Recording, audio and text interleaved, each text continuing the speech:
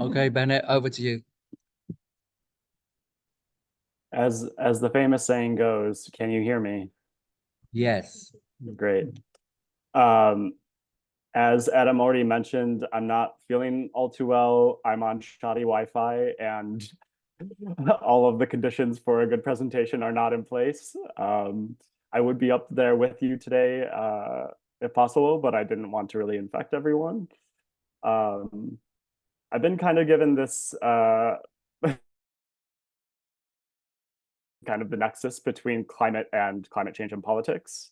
And Adam mentioned if I could provide any alternative political frameworks for kind of addressing the political situation at hand, I should do so. So I guess we're going to try to do that within 15 minutes. So I'm at Politics and International Relations at Aberdeen. Just to say, I'm more on the international relations side of things, which more looks beyond singular institutions and looks at kind of patterns, theories, and frameworks and whatnot.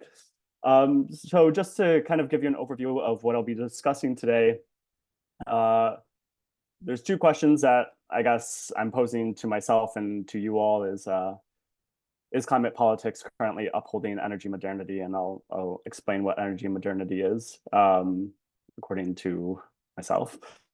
And then number two, how do we reframe the conversation around politics, if so? So just to get into a couple graphs, so we're setting the scene here, nothing that we're unfamiliar with. Obviously rising global temperatures, and then also maybe a graph you're less likely familiar with is the resulting events that are beginning to occur in increasing number from geophysical, meteorological, hydrological, and climatological. And I guess for social scientists, the questions are various and unending. What are the solutions to climate change are the big ones, but also kind of whose knowledges are we upholding in our solutions to the climate crisis, and how do those solutions empower actors that perhaps are the cause of the climate crisis or have been marginalized by the climate crisis. And these questions, while numerous and seemingly unending, are incredibly important, and yet actually since 1990 have only received, so the social sciences have only received 3 to 5% of any funding to do with climate change. I think it's really good to say outright from the start that climate politics is a really poorly funded conversation, so to speak, in terms of the research informing it. Another statistic that Ben Sovakul, who's very prolific in energy politics publications and publications on climate change, has noted that the natural and technical sciences have received 770% more funding between 1990 and 2018. So in terms of the question that I'm seeking to answer today, is climate politics upholding energy modernity? What am I really getting at with energy modernity? So I use this graph with my students to describe when energy modernity really took off. I'm sure the print is very small for people in the physical audience, but essentially what is being located is kind of the amount of consumption going on here in terms of water use, the amount of tropical rainforest destroyed. You see population increasing, CO2 concentration increasing. And so this is all kind of pinpointing the post-World War II period as the beginning of what I would term energy modernity, this socio-cultural and political lifestyle whereby the consumption of all of these things has required a significant amount of energy consumption and production to occur. So something that really gets missing, because I teach in energy politics and security mostly, is actually energy needs to be part of this conversation around energy politics, and that's really what gets missed out. So energy modernity is something I describe as a lifestyle, and I think modernity kind of is a dog whistle for liberalism, which is in itself a theory and a framework that really characterizes how the West and the Western world, which is largely the cause of climate change, has structured itself and has produced its ethics around. And so we are working in these binaries when we talk about liberalism of those who are developed versus those who are undeveloped, what is modern versus what is unmodern. And that can kind of be traced even, back to colonial European colonialism of deeming what is civilized and what is uncivilized. But liberalism is, all about the market at the end of the day too. So it really values perpetual growth, these linear trajectories that all, shoot upwards, and what we associate with progress, that it will produce scientific solutions to its own self-created problems, and that it will ultimately commodify and objectify the natural resources it needs to produce. And I guess within all of this, this is kind of where we are in terms of our lifestyle, is that we are kind of expecting a certain modernity to live within, to exist happily and contently within. And that energy comes at great cost, and it's been coming at great cost to portions of the world that have not enjoyed energy modernity of, for example, 24-hour electricity accessibility, ensuring that that it has enough energy to produce the agricultural requirements that it needs to feed its own population. Everything that we kind of take for granted in Western society has come at the cost of energy, and we need to kind of label that more. And so within climate politics, I kind of see energy modernity as framing climate politics, as saying, how do we provide solutions to the climate crisis that allow us to continue living comfortably in these ways? And up until, I guess, even today, since we're, 80% of global energy usage is still reliant on fossil fuels, I would describe even today what we're living in as a fossil fuel hegemony to describe the socio-political culture that we're living in. And what is fossil fuel hegemony, you ask? Well, Christopher Wright and some colleagues over at the University of Sydney termed fossil fuel hegemony using Antonio Gramsci's notion of hegemony. I won't get too academic here, but hegemony is what Gramsci alludes to as this notion of creating a common sense through everyday actions and activities, and whereby within fossil fuel hegemony, our society has made fossil fuels a common sense and I guess invaluable item around which we have organized ourselves in constructing this energy modernity. And so we kind of see that even in our transition to green energy, how are we going to get green energy to essentially replicate what fossil fuel hegemony has kind of structured and created? And so fossil fuel hegemony is basically continuously upheld through everyday actions of ourselves, and from individuals to institutions. So it's not just multinational corporations, but it's also the state, it's also trade unions, it's also small business, it's everyone who needs fossil fuels to keep the lights on and to keep everything running at the end of the day, so as to not disrupt and throw everything off kilter. And as a result, what fossil fuel hegemony has kind of conditioned people to do is to see threats to it as, or those who criticize it or challenge it as threats. And so we will other these activities and these actors as something that are somehow irrational and are threatening our collective well-being as a society.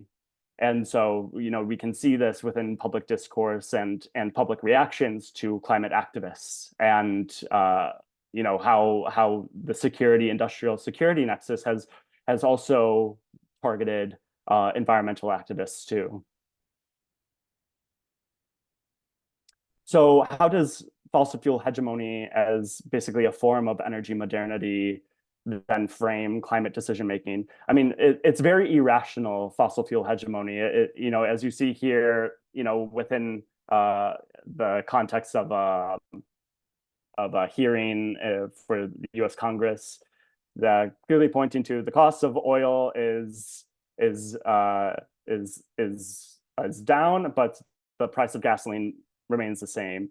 And here we kind of can see that not many people actually benefit from fossil fuel hegemony. I mean, in terms of the fact that while we maintain a certain modernity, we can see, for example, various trends occurring whereby our society is actually beginning to lose its sense of what makes or what produces collective good. And so really what we can point to is that our climate politics is framed within this within fossil fuel hegemony, whereby institutions at the top are often understanding that climate crisis is separate from the economy, when really it needs to be engaging with the history of the economy and the political economy of fossil fuels and also renewable energy too, as there are ethical problems that come with renewable energies as well. But as for now, our current system doesn't really look to disrupt energy modernity. And we can see this, for example, in the many COPs that have occurred and climate agreements whereby the fossil fuel industry has never been mentioned by name as a perpetrator. And we can see this in continued consumption, whereby 80% of energy production continues to be from the fossil fuel industry. And so it's a question of how do we actually break out of it? This is to say too that we are dealing with something that is an inherently unequal conversation, or a conversation rather, around inequalities. That we can pinpoint states. Certainly, we can also pinpoint certain groups within those states that have benefited off of fossil fuel consumption over others. And now there are clearly parts of the world that are already reeling from the impact of energy modernity and fossil fuel hegemony, that have had little impact really at the end of the day on the direction of how the global transition to renewables is going. And we can see this here in terms of I believe this is the IEA's index for energy transitions. It's a little outdated, but it's basically a grade for those countries that are doing the best in terms of transitioning to renewables. And by no surprise, we're seeing that Western countries are doing fantastic.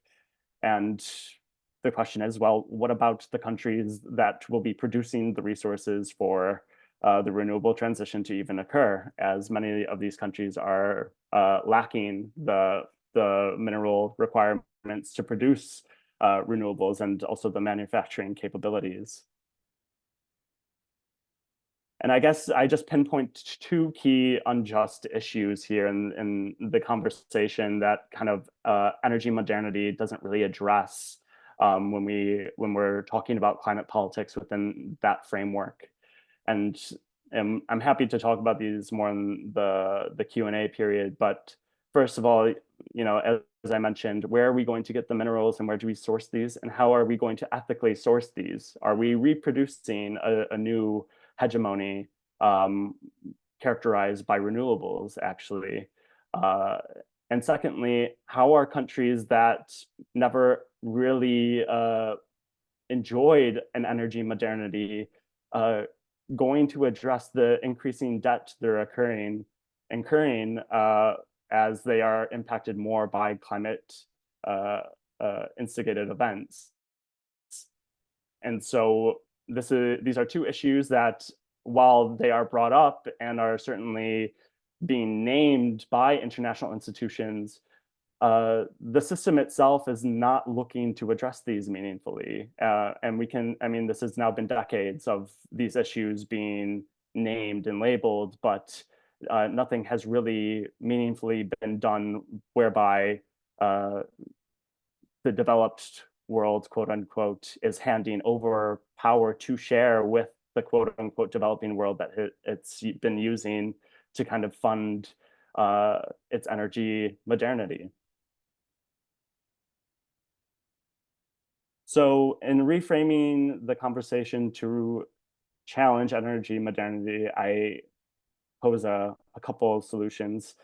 But I guess first, I would just say, even where we start with pinpointing the problem in terms of, where did this all begin? Where did this all go wrong? I mean, many will say, and many policymakers will say, the Great Acceleration is really the pinpoint. We've just been consuming too much. We need to find some sort of way to sustainably grow our economy, and clearly the Great Acceleration is not is something that we can't continue forever. Others might say the Orbis spike is a way of reframing the conversation, and this is something scientifically pinpointed by Lewis and Maslin in 2015, whereby they found a significant decrease or spike in the Earth's CO2 levels, and that was actually tied to the mass die-off of 50 million indigenous peoples in the Americas, whereby forests took over basically farmland, and there was a decrease in CO2. And from there, you can see gradually, and we can kind of see where the Industrial Revolution would be taking place, and then the Great Acceleration within that, where things really began to go wrong, thereby framing this conversation more as a conversation of colonialism and less of a conversation around how sustainable is our market. So just, to wrap up here, because I see I'm already over time, is that I kind of argue alongside many other climate activist scholars that climate politics has to include alternative narratives and be a more inclusive space in order for it to be a critical and vital space and productive space for society at large, that we can't just focus around the well-being of the market, the state, and international institutions. And then meanwhile, there's a need to challenge at every single level, from the individual to the state to the international institution, our loyalty to energy modernity, and whether we are willing to challenge our own cultural practices within it, as to whether we really need to be consuming this amount of energy in order to exist and to thrive at the expense, perhaps, of many other people. And I guess one framework that I find very helpful within this is a term from LeCaine, a PhD student, or then PhD student out in UCLA, who talked about dual power resistance, this idea that we can engage hegemony and challenge it full on, that we can, engage in the state and vote and whatnot, but also we need to be working to develop other economies at the same time, and other institutions and ways of existing and coexisting with one another. And just to wrap up here, social and solidarity economies are becoming, and economics is becoming a more widely read subject within climate politics, and I think offers an example of how the world is already producing solutions and transforming spaces that are not seen on a meta scale. And I think we have to talk about the politics of time and space in terms of, rushing a transition through that might actually be detrimental for some peoples over others. And so thereby, social and social solidarity economies are one way of understanding that we can actually affect change, in a smaller way, but also, we're not the only ones doing cooperatives and worker managed enterprises and development trusts. And we can even, tie mutual aid clinics and land back initiatives to indigenous peoples as being part of this social and solidarity economics. But yeah, I will wrap up there and save the rest for Q&A. Thanks.